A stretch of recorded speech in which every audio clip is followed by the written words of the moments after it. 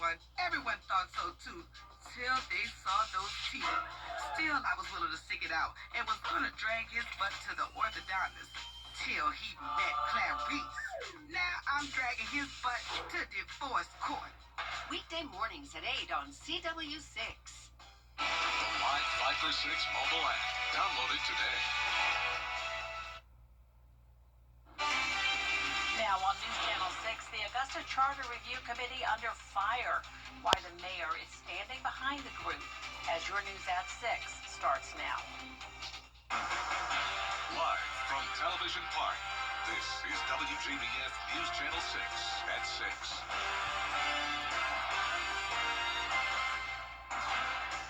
Good evening, everyone. I'm Jenny Montgomery. Thank you for joining us. Coverage you can count on begins with new information today in the shooting death of 10-year-old Lavinia Lowe in Aiken County. The sheriff announcing 5 people are now charged in her murder. Brandon Pollard Jr., Tremaine Wilson, Timothy Harris Jr., all charged with murder. Darius Blocker arrested and charged with criminal conspiracy for allegedly helping to plan the shooting. And Quincy Dunbar, charged with accessory to murder before the fact, after investigators say he provided one of the murder weapons. His photo has not been released. Isabella Moody is live now in Aiken with the latest. Isabella? The 10-year-old was shot and killed back on June 25th while she was sleeping in her home on Dorset-Kinsey Road in Beach Island. The Aiken County Sheriff says 5 arrests have been made, but that the suspects were looking for someone else. Sheriff Sawyer says the shooting was intended to be retaliation for the murder of Trenard Shepard on June 22nd in Warrenville. He says the person the suspects intended to shoot had not lived in the home for more than a year. Lavinia Lowe's great aunt says the family is still coping with their loss, but happy the arrests have been made. On behalf of our family, of our precious baby, known as Muffin, we want to thank every law enforcement that put in tireless nights and hours to make sure that those arrests were appropriate. My niece, nephew have struggled for the last 35 days, but on yesterday, the news was given, and we had a celebration at her gravesite. Sawyer says there's at least one more suspect that is in connection to this case, but he did not identify that person. Live in Aiken County, Isabella Moody, WJBF News Channel 6. Back to you, Jenny. In Richmond County, deputies are cracking down on the juvenile curfew laws. Tomorrow, the sheriff will detail new protocols that will be put in place. These include taking kids who are out past curfew to designated holding locations where they can be picked up on weekends, and calling parents directly to scenes to pick up their kids on weekdays. We'll have full coverage of the sheriff's announcement tomorrow on News Channel 6. A gun was found on campus today at North Augusta High School. According to a letter sent to parents, teachers noticed 3 students going into the bathroom during a random weapons check. When they went into the bathroom, they found an unloaded handgun. The letter says the students were detained and at least one was charged with possession of a handgun. Chief Meteorologist Jennifer Tracci joins us now with the first check of the weather. Well, it's mostly dry right now, but we will have the chance of some isolated showers and storms later on this evening. And you can already see on Live Fiber 6 that just to the north of us, we are seeing that rain. A spotty shower has developed over McCormick County. And here's a closer look at those storms just to our northeast, right around Saluda, Lexington, Newberry County. We're seeing some lightning strikes and heavy rain with a strong storm here. So we're going to continue to watch this. You can see this outflow boundary starting to form here. That means some additional showers and storms could develop into Saluda, Edgefield, and Aiken County shortly. And as for those temperatures, it is hot and humid. We are sitting in the low to upper 90s. 92 McCormick, but 97 close by in Evans. Augusta, you're at 96, 92 in Saluda, and 94 in Aiken. Another day with the heat index between 100 to 110. Right now we're at 108 in Sylvania, 104 in Augusta.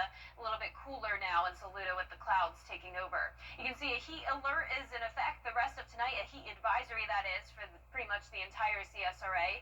And then we'll also see a heat advisory for western counties tomorrow. No matter if you're included in this or not, it's all telling you the same thing. Heat index up to 110 degrees. Our Terry Lambert Hyundai Skyview cam now over at SRP Park, showing mostly cloudy skies, but dry for now. I am expecting a dry start to the game, but once we get to around 8, 9 o'clock tonight, some isolated showers and storms could be rolling through as temperatures go down into the upper 80s. We'll be sitting at 85 by the 9 o'clock hour. Now, a big cool down is on the way. Early October-like high temperatures for us this weekend. That means highs in the low to mid 80s. And I'll have all the details on that coming up. But back to you, Jenny. All right, thanks, Jenna. The group working to recommend changes to the Augusta City Charter facing criticism, but not from the mayor. The mayor pushed creating the Charter Review Committee and wants the group to stay the course. Here's George Escala. Mayor Johnson was the force behind reviewing the city charter, but he knows it hasn't been smooth sailing. I imagine this process being very emotional and very contentious, and it is that. There's a lot of emotions, a lot of contentions in our government. So this process, I didn't expect to be any different. The Charter Review Committee has lost faith from some in the community and from some commissioners. There's a lack of transparency and a lack of just pure honesty where that committee is coming into play. And so we have to get serious about how we want the future of Augusta to look. Recent meetings have been contentious. There's infighting, members saying the group isn't making progress. The committee getting some advice. Work together more efficiently instead of some of what I'm hearing, this tit-for-tat, and we don't want that. Some say it's time for the committee to move in a new direction. Where we're trying to go could have been done without creating another political entity. I think that we are at the point right now to where it's time to figure out the next steps for the committee. But the mayor wants to stay the course. My charge to the committee is to keep working. Our community needs it, the city of Augusta needs it, our future needs it. So we're going to task them with continuing to work through this. The committee is only making recommendations. Any changes approved by state lawmakers will have to be decided by voters. In Augusta, George Escala, WJBF, News Channel 6. Kids in Richmond County will be going back to school in just a few days, and when they do, every student will be able to enjoy free breakfast and lunch. Graham Lee joins us now to tell us how this is helping families in more ways than one. Graham. Jenny, this program is something the Richmond County school system lost during the COVID-19 pandemic, but it's now the second year running where all schools in the county will be able to give students breakfast and lunch at no cost. The school district is participating in this federally funded program known as the Community Eligibility Provision, which eliminates the need for meal applications. Another key part of the program is the help it provides to students and families who need benefits from SNAP and Medicaid. Keep in mind, these are two programs that will soon be seeing major cuts because of President Trump's spending bill that he recently signed into law a few weeks ago. So with the free meals for each child, school leaders say it's a win-win for students and families, which could save hundreds of dollars. The cost of a meal right now would be $4.25 per student if they were having to pay for a lunch. So that is a huge savings for parents, especially if you're thinking about a family that has 2, 3, or 4 children or even more. So hopefully that's going to lessen the burden on them some as far as financially. Plus it also ensures that those kids are getting good, healthy meals at least twice a day.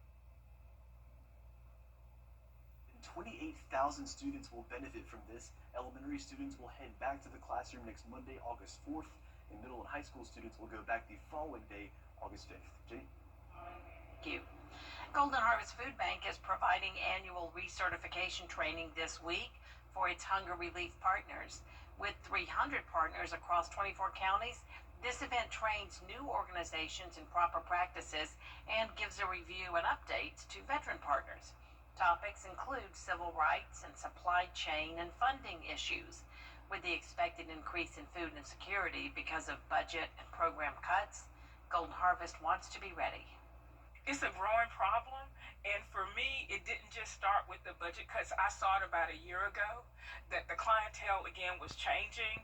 As they said in the presentation and the training, a lot of those are older people, which for me, I did not expect, at least the bigger increase in that number. I assumed that it would be families.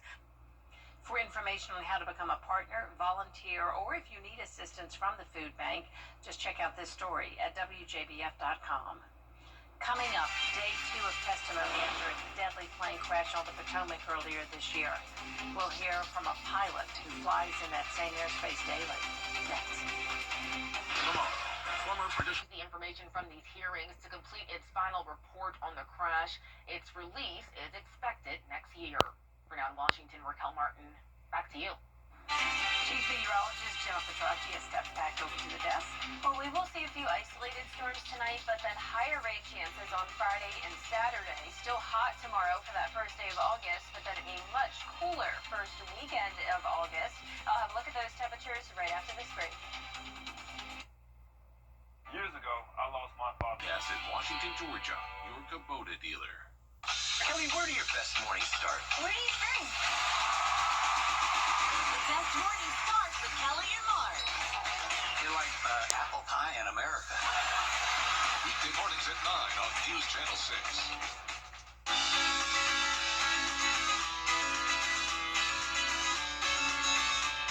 Follow News Channel 6 on Instagram. Now, your most accurate forecast with WJBF Live Viper 6. Welcome back. It's been dry so far today, other than a stray shower here and there. But notice the rain and storms closing in on us. We're tracking some strong storms over in northwestern Georgia, and then same thing around the upstate and down towards the Midlands. Now, a lot of this activity will break it apart by the time it gets to the CSRA. We're in an area of a lot of dry air, but I'm still keeping a close eye on these storms as they do look to be containing some pretty gusty winds here as they push out of Atlanta towards Athens, and I am expecting storms in our northern counties in particular around 8 o'clock to even past midnight for some spots. So here's our Terry Lambert Skyview cam where you can see those storms in the distance from Mercedes-Benz Stadium in Atlanta. 96 degrees here in the CSRA, feeling like 104 with a southwest breeze of 9 miles per hour. Dew points are in the low 70s. Around the area, we're seeing low 90s in our northern counties, mid 90s down towards the south. Louisville and Sandersville at a toasty 97 on this last day of July. For tomorrow's forecast, we're going to be starting out sunny and dry. Then once we get into the afternoon, showers and storms develop once again. Pretty much the same pattern we've been in all week long. But here's our future cast for tonight. Showers and storms are showing up here around 7 o'clock. It's possible that we can see some of that activity, but really I'm thinking between 8 o'clock to midnight, that's when we'll see a higher chance of it. But like I mentioned, you can see a lot of that activity breaks apart. We'll have clear skies overnight to start our Friday morning, and then once we get to around 2 o'clock tomorrow afternoon, that's when the rain develops once again, and some of these storms could produce wind gusts between 40 to 60 miles per hour, and some of these heavier downpours could lead to a minor flooding threat. So we'll keep you posted on that for Saturday. It's all because of this cold front moving through the CSRA, and instead of completely leaving us, it will stall out to our south, and we'll have high pressure to the north, bringing in a northeast wind. So that puts us in the classic wedge setup, which means cooler temperatures this weekend, cloud cover, and rain chances. Notice by Saturday night, this rain becomes pretty widespread, so that minor flooding threat continues into Saturday as well. And then on Sunday, we will have this drier air taking over, with some places seeing dew points in the lower 60s. So still muggy, but with the cooler temperatures as well, it'll really be feeling pretty nice. Sunday will be cloudy again still, though, with the light showers possible. So by the time it's all said and done, we'll see around 1 to 2 inches of rain. Some places could surpass 2 inches, especially in our southern line counties. But the main story is definitely the temperatures. We're going from the mid-90s tomorrow down to the mid-80s on Saturday, and low 80s in the forecast on Sunday. Now, it's going to take us a little while to heat back up. We're still going to stay in those upper 80s early next week, but then we'll see the low 90s again eventually, with daily chances of rain. Now, congratulations to today's umbrella winner. That is Ryan Swansea from Aiken. Ryan, you can pick up that umbrella here at the station and sign up to win yours on WJBF.com. All right, thank you, Jenna. Coming up in sports, a look at the high school football scrimmages before the season gets started in a couple of weeks. Gianna's next with sports. Let's settle this. Scania's Barbecue was founded by my parents, Claude and Adeline Scania's, in 1956. Our barbecue is pit cooked for 24 hours until it falls off the bone tender, and we still promise to have it to your table in minutes. A lot has changed over 60 years, but our commitment to quality food, generous portions, and a fair price remain the same. The tradition lives on at Scania's. Come taste the